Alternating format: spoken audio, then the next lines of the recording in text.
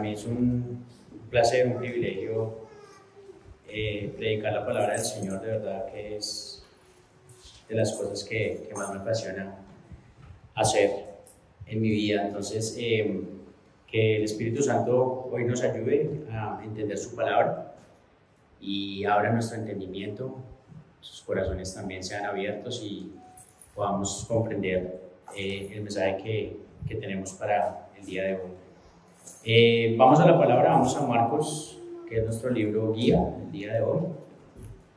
Marcos 1, quiero comenzar desde el versículo 21. Marcos 1, 21.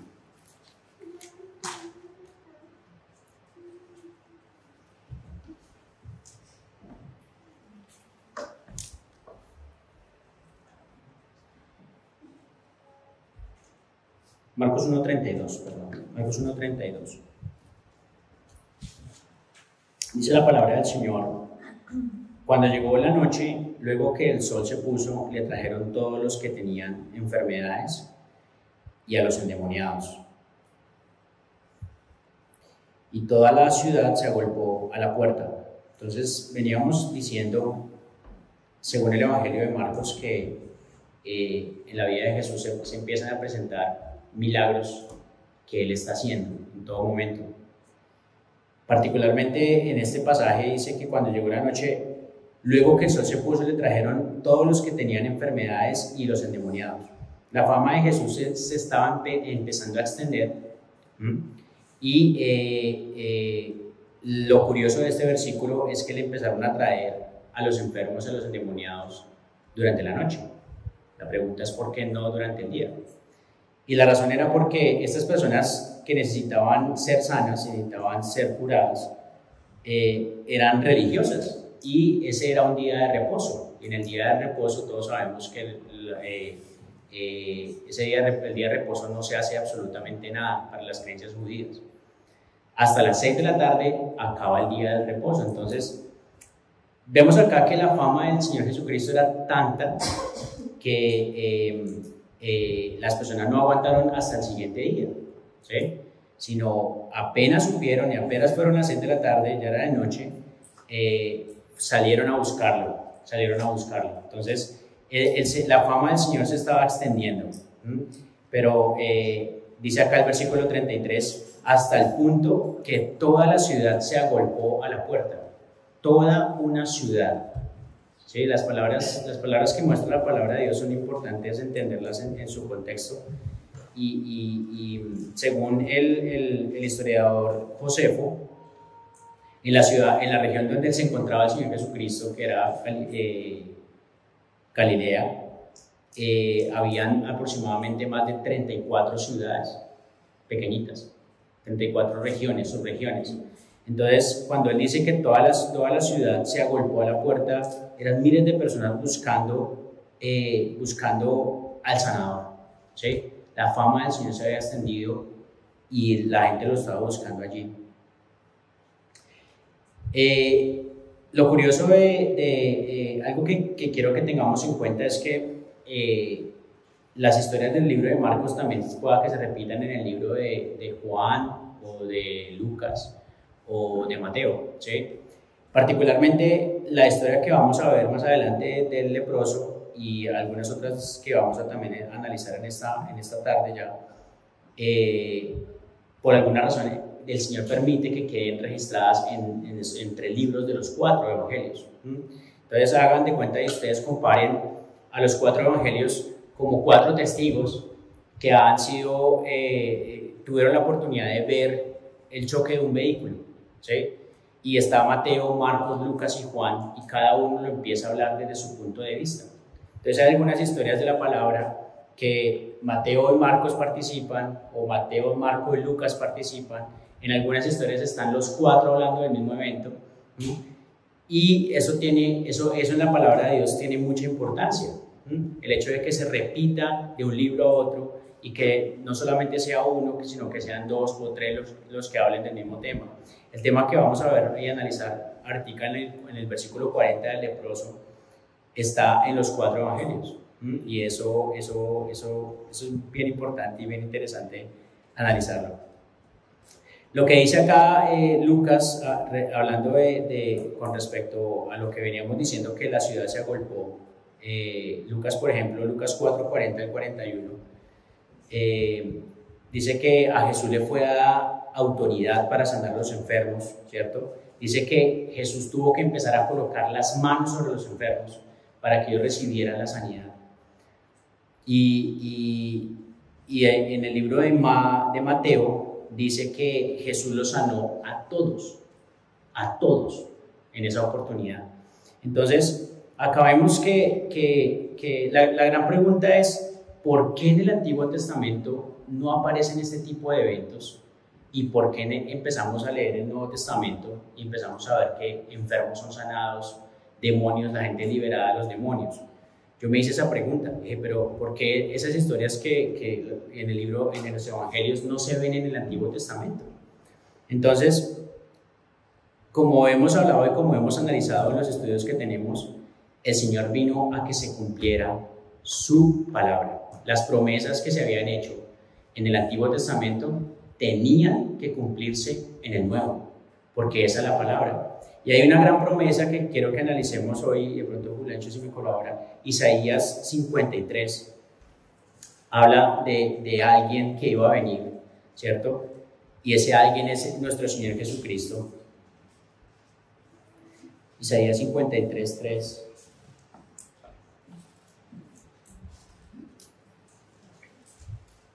Dice la palabra del Señor del 3 en adelante, dice: despreciado y desechado entre los hombres, varón de dolores, experimentado en quebranto, y como que escondimos de él el rostro, fue menospreciado y no lo estimamos. Ciertamente llevó él nuestras enfermedades, sufrió nuestros dolores, y nosotros le tuvimos por azotado, por herido de Dios y abatido. Mas él herido fue por nuestras rebeliones, molido por nuestros pecados, el castigo de nuestra paz fue sobre él, y por su llaga fuimos todos curados. Esa es una profecía de alguien que iba a venir. Y para que se cumpliera esa profecía, fue necesario que Jesús viniera a traer sanidad. Entonces, esa es la razón por la que estas historias de sanidades y de liberaciones las empezamos a ver en el Nuevo Testamento. De alguna u otra manera se estaba preparando el camino, ya lo habíamos analizado al principio del Evangelio, del capítulo 1, que se debía preparar el camino en el desierto. Juan estaba preparando el camino y acá se está cumpliendo específicamente esa palabra. Finalmente, si Jesucristo iba a llevar nuestros pecados, nuestras enfermedades, nuestros dolores, nuestras dolencias en la cruz, Él lo iba a empezar a hacer desde ya. Él empezó su ministerio brindando sanidad, dando sanidad a la gente, porque finalmente Él iba a tomar la enfermedad de todos, el dolor de todos. Él empezó a hacerlo inmediatamente y empezaba a cumplirse las palabras del Antiguo Testamento en la vida del Señor Jesucristo. Para los que estamos haciendo el estudio del devocional de la noche, que estábamos hablando de la infalibilidad de la Biblia y de la inerrancia de la Biblia, estábamos hablando de eso. ¿Por qué las profecías? ¿Por qué sabemos que este libro es diferente a cualquier otro libro? Y la razón es porque lo que se habló y las profecías que se hicieron se tenían que cumplir. Y acá en este capítulo de Marcos que estamos analizando hoy, estamos viendo cómo las profecías sí se están cumpliendo. ¿Sí? Entonces yo no sé si ustedes se emocionan o no se emocionan, pero a mí me parece esto tan emocionante ver que las profecías que se habían dado de ese alguien que iba a venir, Jesucristo las estaba empezando a cumplir. Por eso es la razón de que en ese momento habían sanidades, habían liberaciones, habían tantas cosas. Y hablando de todo esto, tú y yo tenemos dolencias, tenemos dificultades, tenemos dolor en nuestro corazón por diferentes razones y por diferentes circunstancias. Y esa palabra que aparece ahí en Isaías 53 aún se sigue cumpliendo. Él sigue llevando nuestros dolores, Él sigue llevando nuestras enfermedades, Él sigue llevando nuestra dolencia. Él ya la llevó en la cruz del Calvario. Él ya la llevó, Él ya la tomó. No es algo de lo que nosotros nos podemos apoderar, no es el dolor que yo siento, porque es que ya Jesucristo lo tomó en la cruz, Él se lo llevó en la cruz. Entonces, en esta mañana, entreguémosle a Él eso. Era lo que estaba haciendo la gente en la ciudad. le estaba entregando sus dolencias, le estaba entregando sus circunstancias, y el Señor las tomó y las llevó en la cruz. ¿Por qué aún las queremos cargar? ¿Por qué aún queremos estar en un sitio de dolor o en un sitio de dificultad, sabiendo que el Señor vino a cumplir su palabra? Él ya lo hizo. Ahora, otra cosa que me llama la atención, si analizamos Marcos 1:34, siguiendo de ahí para abajo, dice la palabra en Marcos 1:34, y sanó a muchos que estaban enfermos de diversas enfermedades y echó fuera muchos demonios, y no dejaba hablar a los demonios porque le conocían. Los demonios no estaban hablando de Jesucristo algo errado. Si analizamos los versículos anteriores, lo que el demonio estaba diciendo, Él es el Hijo del Altísimo, y eso es cierto, Él es el Hijo del Altísimo. Pero ¿por qué Jesús los callaba? A mí eso me causó mucha curiosidad. Y lo primero es que Jesucristo nunca aceptó el testimonio de los demonios. No era necesario que ningún demonio viniera a hacerle publicidad a Él. Por eso Él los callaba. Pese a que los demonios sabían a lo que Jesucristo había venido y sabían cuál era su destino, Jesucristo nunca permitió que se les diera publicidad o que le dieran publicidad al Señor de su ministerio. Por eso Él los callaba. ¿Sí? Ahora, nada impuro puede traer algo verdadero, o nada que es falso puede traer algo verdadero. Finalmente los demonios lo que procuraban era que su fama se extendiera tanto de que empezaran a acorralarlo y que empezaran a cubrirlo y que empezaran, como lo vemos más adelante en los evangelios, lo vamos a ver más adelante con el estudio de Marcos, vemos que el mismo Jesucristo a veces tuvo que salir de las ciudades porque era tanta su fama que empezaba a generar muchos cuestionamientos y muchas preguntas a los gobernadores, a los sacerdotes, y ellos se incomodaban con eso. Jesucristo en ese momento, en el principio de su ministerio, no permitió que los demonios expusieran quién era Él, porque aún no era el tiempo, aún no era su momento. Algo muy parecido le pasó a Pablo predicando en Filipos, en Hechos 16 al 8, si me hecho mis palabras, Hechos 16 al 18.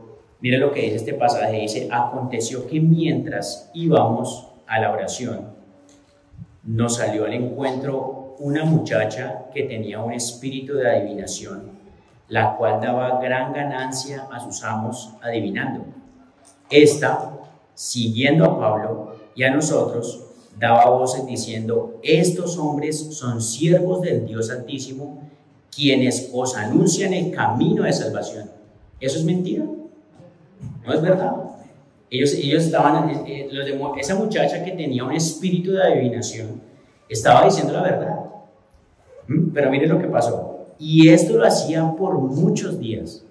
Mas desagradando a Pablo, éste se volvió y dijo al espíritu: te mando en el nombre de Jesucristo que salgas de ella, y salió en aquella misma hora.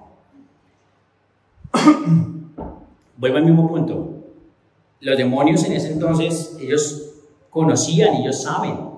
Es increíble. Ellos saben que Él es el Hijo del Dios Altísimo. Ellos tienen conocimiento de la palabra. Es más, cuando vimos la tentación del Señor Jesucristo, que la vamos a ver más adelante, vimos que, ya la vimos, ¿cierto? Sí. El Señor, el Satanás mismo fue al Señor Jesucristo con la Biblia, con la palabra de Dios, a tentarlo con la misma Biblia. Los demonios, el mismo Satanás saben y conocen la palabra. Pero tanto el Señor Jesucristo como Pablo en estos ejemplos no aceptaron promoción por parte de ellos, porque ellos finalmente son demonios. Satanás es padre de mentira, y detrás de él hay planes para desviarnos, para mandarnos por otro lado, para traer malas interpretaciones. Y hermanos, créanme, lo está logrando en cierta manera, porque vemos muchas iglesias en las que no se predica un verdadero evangelio, no se está predicando el evangelio. Vemos sanidades por doquier, vemos muchas cosas que no están en la palabra del Señor. Entonces, claro, el enemigo tiene que tener algo de verdad para manifestar la falsa mentira que él quiere finalmente dar a la gente. Y con eso tenemos que tener cuidado. Jesucristo ni el apóstol Pablo permitieron que eso pasara. Sigamos.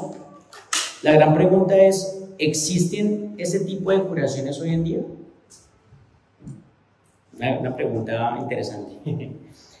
El Señor es soberano y Él hace como Él quiere. Eso es una gran verdad, ¿sí? Pero, aunque Jesús delegó su poder milagroso a los apóstoles con el fin de autenticar sus ministerios, los dones sobrenaturales de sanidad y milagros terminaron cuando finalizó la fecha o la era apostólica, ¿sí?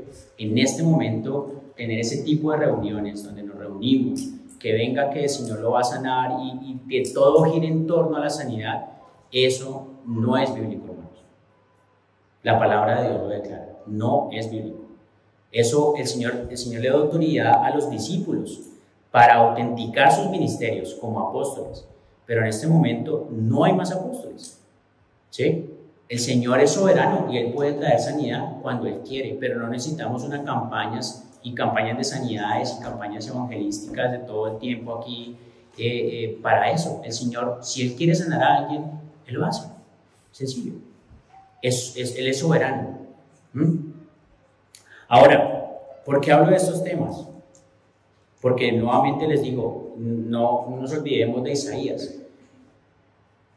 Jesucristo estaba cumpliendo la palabra de Isaías. Las profecías del Antiguo Testamento se estaban cumpliendo y en Jesucristo hay respuesta. Todas las profecías del Antiguo Testamento en el Señor Jesucristo encuentran ese resultado o encuentran su resultado.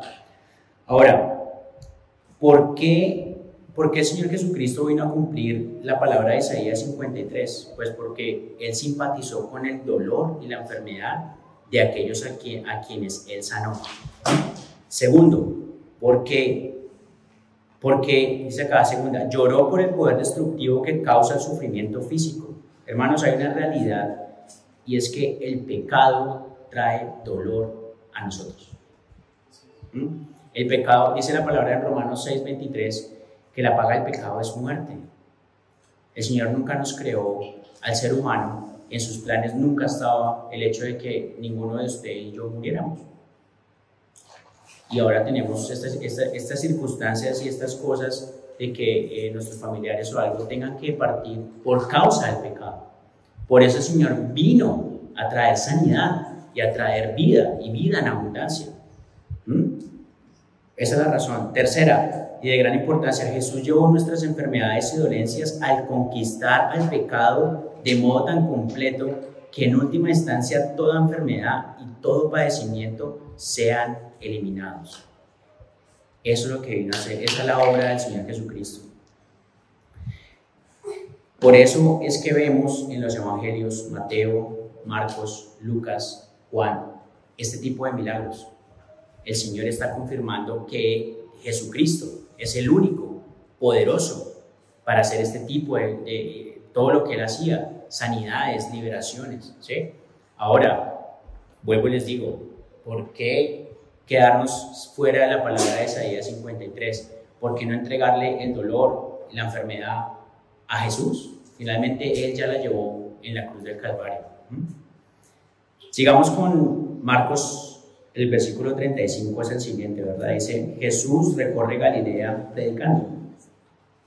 Dice, levantándose muy de mañana, siendo aún muy oscuro, salió y se fue a un lugar desierto y allí oraba. El refrigerio de nuestro Señor Jesucristo definitivamente era la oración. Ese era su refrigerio, ese era su tiempo de refrigerio. ¿Sí? Jesucristo, como lo habíamos visto hace 15 días con la persona que estaba acá predicando, con el hermano, Él nos decía que claro, Él se acostaba tarde, ¿sí? Y se levantaba muy de mañana. Y es verdad, Jesucristo tenía una vida totalmente activa cuando Él empezó su ministerio, procurando, estando con la gente, porque Él sabía lo que Él iba a venir a entregarse por cada uno de nosotros. Pero quiero enfatizar esta parte de esa historia en la vida de oración de nuestro Señor Jesucristo. El Señor Jesucristo encontró refrigerio, no el refrigerio que nos puede proporcionar el sueño, ¿sí? Particularmente acá en Australia todos trabajamos mucho, ¿sí? Son horas de trabajo y el trabajo a veces es físico, lo cual requiere que cuando llegamos a la casa estamos, pero que no damos más, porque es físico, el cansancio que te da a veces es físico. Jesucristo, créame que Él, los días de nuestro Señor Jesucristo, por los siguientes 3 años iban a ser más atareados que usted y yo podíamos tener. Finalmente, Él siempre se acostaba tarde, ministrando y estando con las personas que necesitaban, llevándoles el evangelio a las personas que lo necesitaban. Y se levantaba siempre muy de mañana. No solamente este es el único versículo en el que vemos eso, sino durante todos los evangelios vemos que Él se levantaba muy de mañana a orar. Entonces, no solamente es el descanso del sueño, sino el Señor encontraba refrigerio y descanso en la oración. Y eso no lo podemos perder nosotros tampoco. Ay, no, es que yo necesito descansar 8 horas. Sin esas 8 horas yo no rindo. Hermanos, es una gran mentira. Es una gran mentira. Si a veces nos toca dormir 4, 5 horas y el resto del tiempo lo podemos emplear en oración, yo le aseguro, porque la palabra lo dice, el Señor encontraba refrigerio en esos tiempos de oración. Usted y yo podemos encontrar refrigerio en la oración. Créalo, haga la prueba. Si usted duerme 5 horas, haga la prueba, levántese media hora más temprano.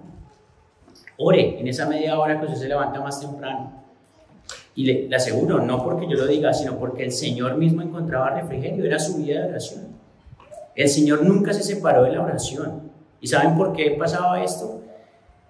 Finalmente el Señor Jesucristo estaba acá como un ser humano y Él tenía debilidades como usted y yo las tenemos.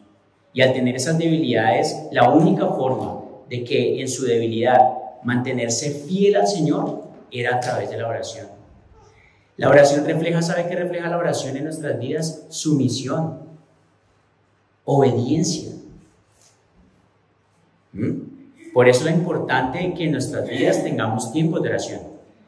Esos tiempos de la palabra son muy bonitos, aprendemos muchas cosas, pero individualmente cada uno deberíamos estar teniendo tiempos de oración y de refrigerio en la presencia del Señor. Ahora, los evangelios registran en varias ocasiones que Jesús buscó un lugar aislado para ir a orar, no solamente en esta parte de la porción. Tampoco era el lugar donde Jesús oraba. Vemos que Jesús también, antes de alimentar a las multitudes, Él oró. Antes de llamar a sus discípulos, a los 12, Él oró. En la transfiguración, Él oró. Antes de resucitar a Lázaro, Él oró. En el aposento alto, Él oró. En Getsemaní, Él oró. Incluso colgado durante la cruz, Él oró. ¿Qué me refleja esto? Jesús tenía una vida de oración activa todo el tiempo, reflejando su misión al Señor. ¿La oración qué es? Es decirle, Señor, yo no puedo.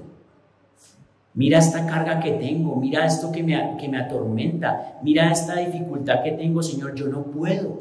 Yo me rindo a ti. ¿Y cómo nos rendimos a Él? Con la oración. Con la oración. Esas son las cosas que realmente deberíamos aprender de estos pasajes, porque finalmente todo está escrito en los evangelios para nuestro ejemplo. Para nuestro ejemplo. Jesús es nuestro mayor y único ejemplo y debemos seguir sus pisadas. Leamos ahora Marcos 1:36 al 39. Esta parte yo la he colocado: Jesús establece prioridades. ¿Qué dice Marcos 1:36 al 39? Dice: y le buscó Simón y los que con él estaban, y hallándole le dijeron: todos te buscan. Y él les dijo: vamos a los lugares vecinos para que predique también allí, porque para esto he venido. Y predicaba en las sinagogas de ellos en toda Galilea y echaba fuera los demonios. Ahora, vamos a la cena. Había ya pasado la noche. Jesucristo, según Mateo, no Marcos, pero sí Mateo, dice que los había sanado a todos, ¿cierto? La gente se fue a descansar. Y la gente que había sido sana se encargaba ellos mismos de empezar a propagar lo que estaba pasando. Mire, yo estaba enfermo y ahora llegué sano. Jesucristo está haciendo la sanidad, Jesucristo está haciendo. Entonces, ¿qué pasó? Cuando llegaron, otra vez, al día siguiente, llegaron todos los enfermos y los endemoniados a buscarlo nuevamente a él. Pero no estaba allí. Jesucristo estaba en un lugar orando. ¿Y qué dice ahí? De una llegó Pedro y dijo, ¿dónde está el Señor? Hay que ir a buscarlo. Y fueron a buscar al Señor, ¿cierto? Simón, en ese entonces. Y dice, y le buscó Simón y los que con él estaban, y hallándole le dijeron, todos te buscan. De una. O sea, él interrumpió en su momento de oración de nuestro Señor. Dijo, Señor, todos te buscan. Pero el Señor empieza a establecer prioridades en su ministerio. El Señor no vino a traer sanidad y a sanar a todo el mundo, porque finalmente la sanidad no trae la salvación que tanto necesitamos. Mire lo que dice el Señor y la respuesta que le da el Señor. Cualquier otra persona, por famosa que sea, en un concierto o algo, alguien que es famoso le está diciendo, hay una multitud que te está esperando afuera. ¿Cuál es lo lógico para hacer? Pues ir a estar con la multitud. Pero el Señor Jesucristo da una respuesta tan inesperada que lo que él dice acá, y hallándole le dijeron, todos te buscan. Y él les dijo, vamos a los lugares vecinos. O sea, de aquí nos vamos. De acá nos vamos. Y lo hice por una razón interesante, para que predique también allí, porque para esto he venido. ¿Por qué no nos podemos basar en estos ministerios que tienen sanidades y todo es sanidad? Porque la sanidad no es lo más importante. Porque ¿de qué sirve ser sano en nuestro cuerpo físico y nuestra alma se pierde? ¿Para qué ha venido el Señor? Para predicar el Evangelio. Y si Él es el ejemplo de nosotros, ¿para qué estamos nosotros en esta tierra? Para predicar el Evangelio. Esa es una invitación directa a que tú y yo tengamos prioridades en nuestra vida. Está bien trabajar, claro que sí. El que no trabaje, que no coma. Está bien recrearse, claro que sí. Es necesario recrearse también en nuestra vida, tener algo diferente, hacer algo diferente. Pero la prioridad en nuestras vidas, queridos hermanos, es predicar el Evangelio. Miren, todos tenemos necesidades, ¿sí? Aquí hay necesidad, afuera hay más. Afuera hay gente muriéndose sin el Señor. Afuera hay gente partiendo sin Cristo en su corazón. Y Jesucristo lo tenía claro. Él dijo, ya prediqué en esta región, ya hice lo que tenía que hacer, allá todo el mundo me está esperando, perdón, pero a lo que he venido, a predicar el Evangelio. Y salió, el Señor salió, no se quedó con la multitud, salió a predicar el Evangelio. Entonces no nos cansemos, dice la palabra, de predicar el Evangelio. No se canse de conocer a alguien, no se canse de llevarle el mensaje a alguien, porque es necesario que todos escuchemos el Evangelio. Uno nunca sabe, o tú y yo nunca sabemos, la persona que llega, con qué necesidades llega. Y esa persona necesita escuchar el Evangelio, necesita escuchar del Señor Jesucristo, que trae salvación, que trae paz, como lo estamos viendo en Romanos. Después dice, siguiendo aquí con la historia, con la enseñanza, ya ahora sí entro a la parte que era mía, pero quería dar esta pequeña énfasis, quería conectarlo con lo que habíamos visto antes. Los discípulos no comprendieron todavía que Jesús, como el siervo del Señor, no buscaba el éxito humano. Multitudes lo estaban siguiendo, multitudes lo estaban buscando. El Señor no quiso nada de este mundo. El Señor no quiso la fama de este mundo. Él tenía sus conceptos claros, sus prioridades definidas, que era predicar el Evangelio. Ahora, eso lo habíamos visto ya antes en las enseñanzas con Luis, cuando vimos Marcos 1, 14 y 15. Marcos 1, 14 y 15 dice, después de que Juan fue encarcelado, Jesús vino a Galilea predicando el Evangelio del reino de Dios, diciendo, el tiempo se ha cumplido, el reino de Dios se ha acercado, arrepentidos y creer en el Evangelio. O sea, el Evangelio de Marcos no empieza mostrando a un Jesús que sana y libera, no. Lo primero que él había dicho es que él ha venido a predicar el Evangelio. Estuvo en esa región, sanó a los enfermos, pero él tenía que seguir predicando el Evangelio. Eso es a lo que él había venido. Ahora, dice, vamos a los lugares vecinos para que predique también allí, porque para esto he venido. Para esto he venido. Bueno, la última parte de este pasaje es Jesús sana a un leproso. Y como yo les decía al principio del mensaje, Jesús en su ministerio tuvo que haber sanado a muchos leprosos, ¿sí? Porque él dice, hay una parte en Lucas que dice que si aún se trataran de escribir los libros de todo lo que el Señor hace, no cabrían en una biblioteca, no cabrían en este mundo, ¿sí? No cabrían. Finalmente esto solamente refleja los 3 años del ministerio de nuestro Señor, pero los libros que podríamos escribir de todo lo que hizo no cabrían en este mundo.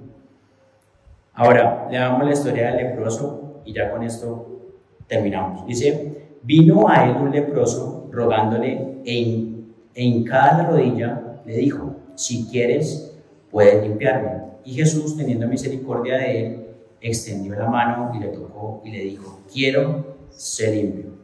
Y así que él hubo hablado, al instante la lepra se fue de aquel y quedó limpio. Entonces le encargó rigurosamente y le despidió luego y le dijo, mira, no digas a nadie nada, sino ve, muéstrate al sacerdote y ofrece por la purificación de lo que Moisés te mandó, para testimonio a ellos. Pero oído él, comenzó a publicarlo mucho y a divulgar el hecho, de manera que Jesús ya no podía entrar abiertamente en la ciudad, sino que se quedaba fuera en los lugares desiertos y venían a él de todas partes. Esta historia es muy bonita porque, como les decía, particularmente esta historia del leproso y otra historia de los 10 leprosos, que solamente regresó uno para dar gracias, quedaron registrados en los evangelios. Y si Marcos, Mateo, Lucas, todos lo están diciendo, es porque hay algo importante que tenemos que saber de ahí. La lepra la entendemos y todos sabemos que es una enfermedad de la piel, pero lo que no entendemos y lo que tenemos que aprender en esta mañana es el contexto en el que se estaba desarrollando. Esta persona que fue sana de esa enfermedad no debía haber estado allí, no tenía que haber estado en la ciudad, porque según la ley, esta persona tendría que haber estado afuera de la ciudad. Las personas que tenían lepra en esa época eran personas desafortunadamente muy tristes, tenían una vida muy solitaria, no podían acercarse a nadie, nadie se podía acercar a ellos tampoco.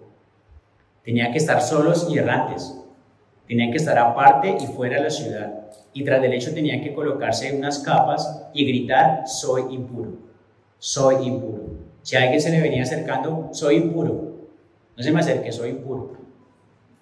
Pero vemos a este leproso en medio de la ciudad, en medio de ahí de la ciudad, buscando al Salvador, buscando al Señor. Él había escuchado lo que el Señor había hecho, él había escuchado el mensaje del Evangelio, y esta persona muy posiblemente digo, él quería volver, él deseaba volver a su vida como un judío común y corriente, de ofrecer sacrificios, de acercarse al Señor. Y considero yo que es la razón principal por la que Dios permite que él pueda entrar a la ciudad y encontrar al Señor. Y tener esta historia para nosotros hoy, aquí que la estamos estudiando. Ahora miren,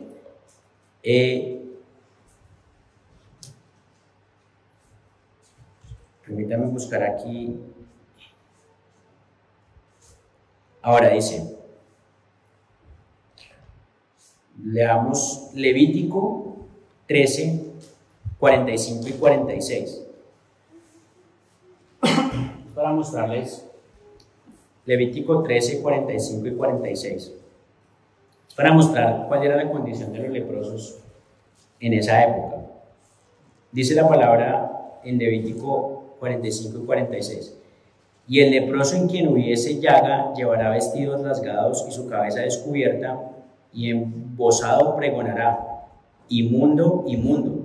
Todo el tiempo que la llaga estuviera en él será inmundo, estará impuro y habitará solo, fuera del campamento será su morada.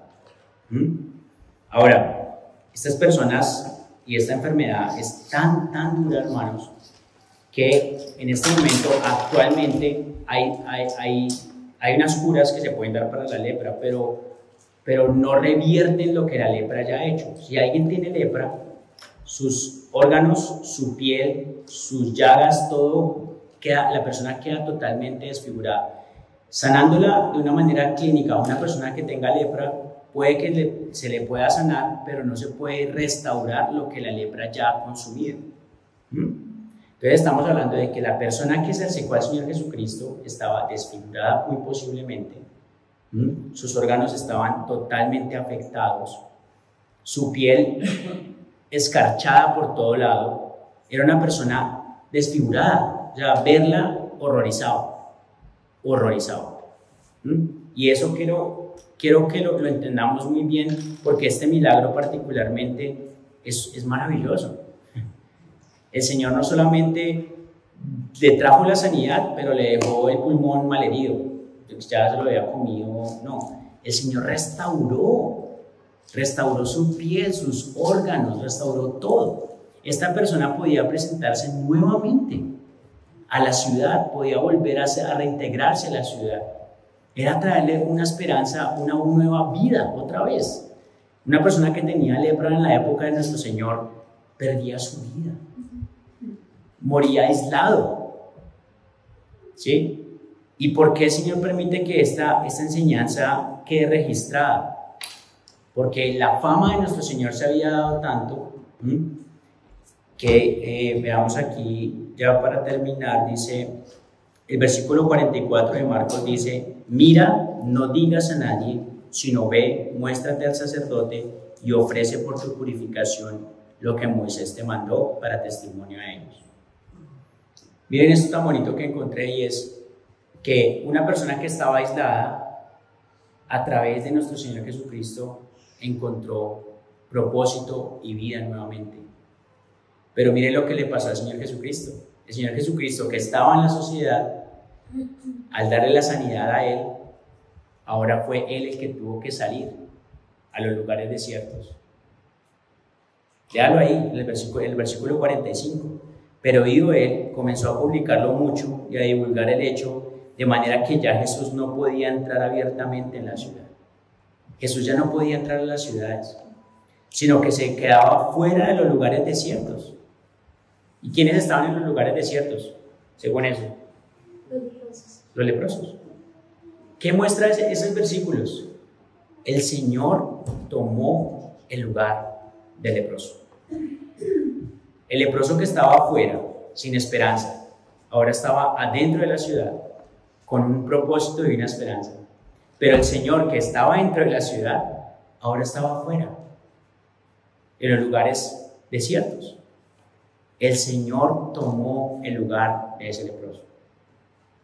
Y el Señor puede venir a tomar el lugar que tú y yo merecíamos. Él lo tomó en la cruz. El lugar que tú y yo merecíamos, Él lo tomó en la cruz. Por eso es tan importante esta historia del leproso, porque finalmente Él tomó nuestro lugar en la cruz del Calvario. ¿Y eso qué es? El Evangelio. ¿El Evangelio qué es? Es lo que debemos de predicar. Que a nosotros nosotros merecemos muerte en la cruz. Pero el Señor Jesucristo vino a tomar el lugar que nos correspondía. Él tomó el lugar. Yo no sé si usted está feliz, pero esto me emociona porque yo merecía morir. Pero el Señor tomó mi lugar y tomó su lugar. Y ahora es la razón por la que podemos estar en la ciudad compartiendo unos a otros, teniendo esta libertad de compartir unos a otros. Solamente la da el Señor. Solamente nos la da nuestro Señor Jesús. Entonces, de esta manera vemos cómo el ministerio de nuestro Señor Jesucristo cumplía con las Escrituras. Entonces, es la manera como terminamos también Marcos 1, y gracias al Señor primeramente por la oportunidad de predicar su palabra, a Luis por la invitación también, y bueno, espero que haya podido ser bendición para sus vidas. Dios los bendiga. Amén. Vamos a orar y vamos a pedirle al Señor y a darle gracias por estas verdades que encontramos en su palabra. Señor, te damos muchas gracias, Señor. Gracias por la oportunidad, Señor, de poder predicar tu palabra y ver cómo tú también tenías prioridades, Señor, cómo tú también mirabas el dolor, la aflicción en el corazón de las personas e ibas a donde ellos. Vemos lo importante de tu ministerio, que era predicar el Evangelio y enseñarnos, aún a través de esas historias que leemos, que tú tomaste nuestro lugar. Tú tomaste nuestro lugar. Gracias por eso, Señor. El lugar que yo merecía y el lugar que cada uno de nosotros merecíamos, tú lo tomaste en la cruz. Y en esta mañana queremos agradecer por eso, Señor, porque hoy tenemos esperanza en ti, en la obra de nuestro Señor Jesucristo. Hoy tenemos paz para con Dios, tenemos vida y vida eterna, Señor. Gracias, Señor, por el sacrificio de nuestro Señor, que nos ha traído convicción, que nos ha traído nueva vida. Gracias, Padre, por la oportunidad que nos das de compartir estas maravillosas enseñanzas, Señor, y ver lo lindo y lo hermoso que ha sido con cada uno de nosotros. La gloria sea siempre para ti y la honra sea siempre para ti, Señor. En el nombre de Jesús. Amén.